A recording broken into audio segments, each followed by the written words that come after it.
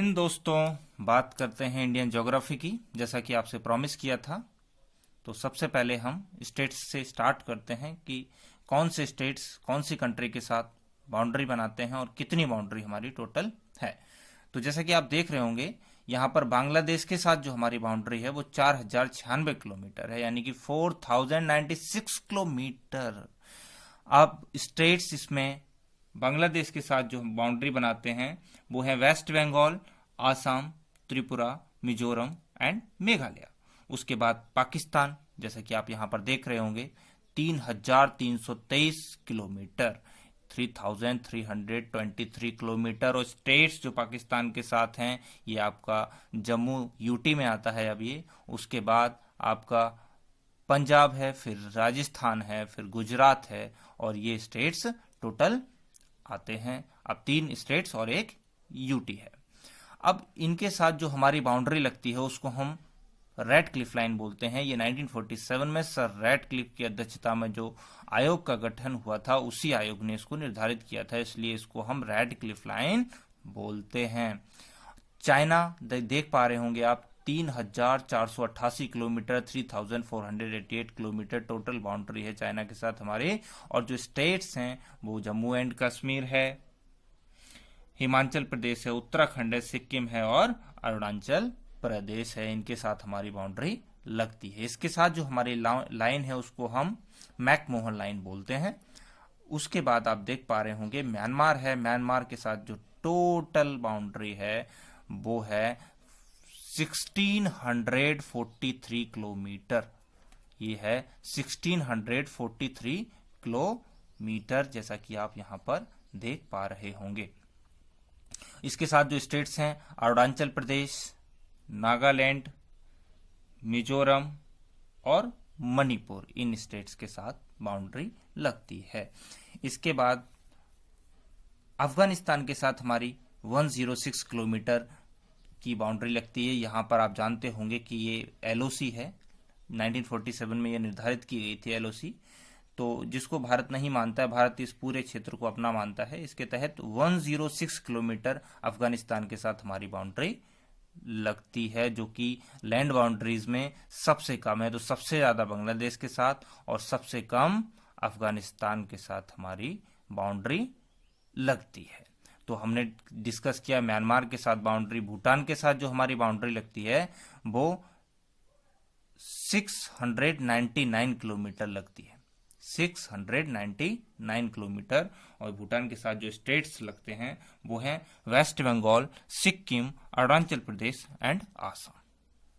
और जो नेपाल के साथ बाउंड्री लगती है वो है 1751 किलोमीटर, यानी कि 1751 किलोमीटर। और जो स्टेट्स लगते हैं नेपाल के साथ वो हैं उत्तराखंड, उत्तर प्रदेश, बिहार, पश्चिम बंगाल और सिक्किम, और ये स्टेट्स लगते हैं। तो ये different countries, Pakistan, China, Nepal, Bhutan, Myanmar, Bangladesh, Afghanistan, इनके साथ हमारी लैंड बाउंड्रीज लगती हैं। अब बात कर लेते हैं कि कौन सा सीएपीएफ और या कौन सी पैरामिलिट्री फोर्स कहां पर काम करती है, किस बाउंड्री को सिक्योर करती है, क्योंकि सिक्योरिटी बहुत ही इंपॉर्टेंट है नेशन बिल्डिंग के लिए।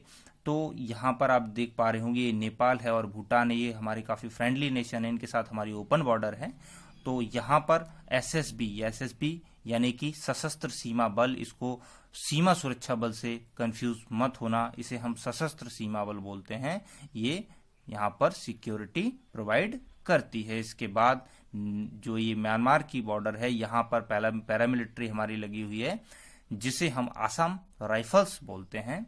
और उसके बाद ये बांग्लादेश और पाकिस्तान की इतनी लंबी जो हमारी बाउंड्री है उसको गार्ड करता है बीएसएफ, बॉर्डर सिक्योरिटी फोर्स। और चाइना के साथ जो हमारी यहाँ पर बाउंड्री लगी हुई है उसको गार्ड करता है आईटीबीपी, यानी कि Indo Tibetan border police force. तो ये हमारे सीएपीएफ्स हैं जो सिक्योरिटी प्रोवाइड करते हैं। और यहाँ पर आप देख पा रहे होंगे कि इतनी बड़ी हमारी कोस्टल बाउंड्री है, यानी कि कोस्टल बाउंड्री आपकी गुजरात से स्टार्ट होती है और वेस्ट बंगाल तक जाती है। 9 स्टेट्स इसमें टोटल आते हैं।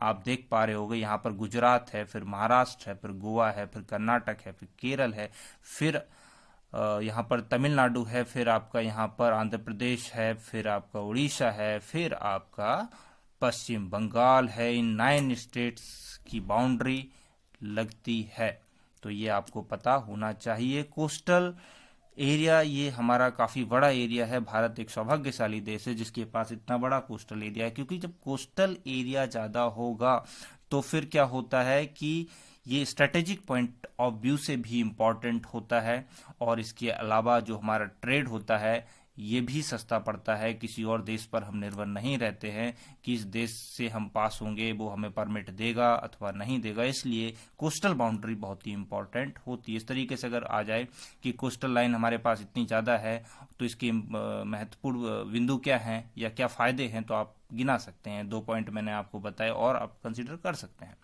वो आगे हम लेटर इसके बारे में डिस्कस करेंगे। उसके बाद हम आगे बढ़ते हैं तो आप देख पा रहे होंगे यहाँ पर जो सदर्न मोस्ट पॉइंट है ये 8 डिग्री 4 मिनट नॉर्थ से स्टार्ट होता है, और नॉर्दर्न मोस्ट है वो 37 डिग्री 6 मिनट नॉर्थ पर तक है। ये मेनलैंड बाउंड्री है।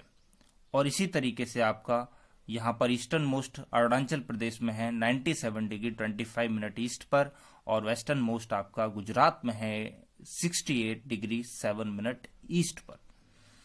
तो ये जो आपका इंदिरा कोल से लेके कन्याकुमारी तक की जो डिस्टेंस है ये है, आप देख पा रहे होंगे यहाँ पर, ये आपकी जो टोटल डिस्टेंस है ये है 3214 किलोमीटर, यानी कि 3214 किलोमीटर। और इसी तरीके से ये ईस्ट टू वेस्ट जो टोटल डिस्टेंस है ये 2933 किलोमीटर। तो ये जो आपकी जो अरुणाचल प्रदेश में आपका ईस्टर्न मोस्ट पॉइंट है जिसे हम किबिथु बोलते हैं, मैं लिख दे रहा हूं इसको, क्या बोलते हैं इसको, किबिथु बोलते हैं, किबिथु। तो किबिथु से लेके अरुणाचल प्रदेश से लेके गुजरात में जो पॉइंट है गौर मोता, इसको कोई गौर मोता बोलता है, कोई गिहिर मोती बोलते हैं, तो सब लोग अलग अलग बोलते हैं। तो गिहिर मोती ज्यादा लोग बोलते हैं, इसको आप मान सकते हैं। तो इन दोनों के पॉइंट के बीच की डिस्टेंस है 2933 किलोमीटर, यानी कि ईस्ट टू वेस्ट 2933 किलोमीटर। तो आपने एक चीज यहां पर ऑब्जर्व की होगी कि ये सदर्न नॉर्दर्न वाला में नॉर्दर्न लगा हुआ है, ये तो ठीक है, बट इसमें नॉर्दर्न क्यों? इसमें अगर ईस्टर्न लगा हुआ है तो ठीक है, बट यहां पर ईस्टर्न क्यों? तो आपको पता होगा कि हमारा जो प्यारा भारत है वो कंप्लीटली नॉर्दर्न हेमिस्फीयर में आता है, तो इसलिए हम कोई भी लैटिट्यूड कंसीडर करेंगे वो सारे लैटिट्यूड नॉर्थ ही आते हैं, और नॉर्दर्न हेमिस्फीयर में ईस्टर्न साइड में होने की वजह से जितने भी लॉन्जिट्यूड हम कंसीडर करेंगे वो सारे ईस्टर्न में ही आएंगे। इसलिए दोनों जगह ईस्टर्न और दोनों जगह नॉर्दर्न लगा हुआ है। आपको ये बात मुझे विश्वास है अच्छी तरीके से समझ में आ गई होगी। जैसा कि आपको बताया था कि हमारी जो कोस्ट लाइन है वो काफी महत्वपूर्ण है, और वो 7516 किलोमीटर है, यानी कि 7516.6 किलोमीटर टोटल है। और जैसा कि अभी 4 पॉइंट्स के बारे में मैंने अभी आपको बताया, जो नॉर्दर्न मोस्ट है वो क्या है, इंदिरा कोल। सदर्न है वो इंदिरा पॉइंट जो कि अंडमान निकोबार में है, और मेनलैंड में कन्याकुमारी है। और आपका किबिथु है अरुणाचल प्रदेश में ईस्टर्न मोस्ट, वेस्टर्न मोस्ट गौर गिहिर मोती जो कि आपका गुजरात में है। अब आपको पता होगा कि हमारे कंट्री के बीचों बीच से ट्रॉपिक ऑफ कैंसर पास करती है, ट्रॉपिक ऑफ कैंसर पास करती है, और वो 8 स्टेट्स से होके गुजरती है। आप मेरे साथ 8 स्टेट्स वो याद कीजिएगा जो हैं। तो आपका पहला है Gujarat, second Rajasthan, third Madhya Pradesh, fourth Chhattisgarh, फिर झारखंड, फिर वेस्ट बंगाल, फिर त्रिपुरा, फिर मिजोरम, यानी कि ये पास हो रही है। आप देख पा रहे होंगे ये गुजरात है, गुजरात के बाद फिर यहाँ पर थोड़ा सा टच होती है राजस्थान के साथ, उसके बाद मध्य प्रदेश आ जाता है, उसके बाद छत्तीसगढ़ आ जाता है, फिर यहाँ पर झारखंड आ जाता है, फिर बांग्लादेश से होती है त्रिपुरा, और मिजोरम से म्यांमार की तरफ निकल जाती है। इस तरीके से टोटल इंडिया के 8 स्टेट्स टच होते हैं। इंडिया से दो महत्वपूर्ण लाइनें गुजरती हैं, एक तो ट्रॉपिक ऑफ कैंसर जो मैंने अभी आपको बताया, और एक जो इंडिया का टाइम मेरिडियन है, यानी कि जो standard time meridian of India है, जो कि 82 डिग्री एंड हाफ ईस्ट है। ईस्ट क्यों है वो आपको पता होगा। तो 82 डिग्री एंड हाफ ईस्ट जो गुजरती है वो कितने स्टेट से होकर